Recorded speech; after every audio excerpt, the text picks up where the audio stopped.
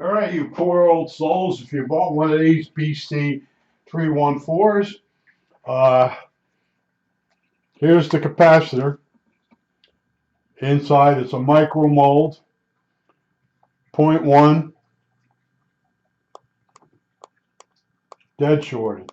Dead shorted. Now, that's what I was telling you last video, that cap is across from the AVC line to ground.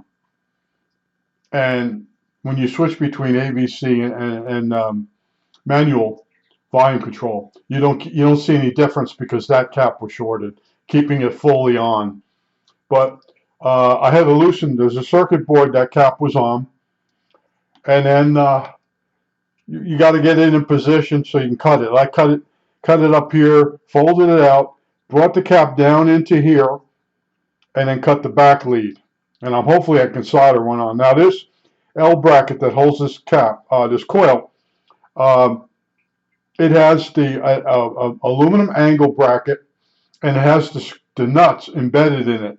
So in order to move it a little bit, you just have to undo the screws that hold it to this cabinet. You can move it a little bit. You can move this wire a little bit out of the way, and I'm able to get that cap out. This was not made to be troubleshot. It just isn't. It's made as a module to just throw it away. But I just want to show you it's a bit of eye candy. You know, in our case, we don't have the ability to buy another unit. And if it's brand new, like this one is, this one's brand new. It's never been used. Those capacitors will be bad. So if you did go online and find a place that has a lot of these modules, new old stock, the caps are going to be bad. These are the worst caps ever made. Micamold. They look like licorice, and I'm hoping that the red ones, I don't know if they're Micamold.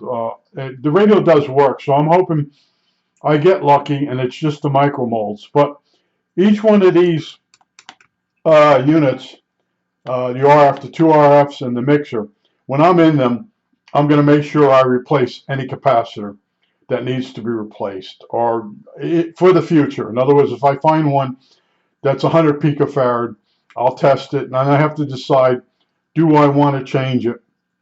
I don't want to put this back together and have one of those capacitors fail further down the line, because these are hard to get out. Now the other caps in the radio, there's a little more leeway. If one of them goes dead, I could troubleshoot the radio and change it. But having to take this radio apart just to get these units out, that was a lot of work.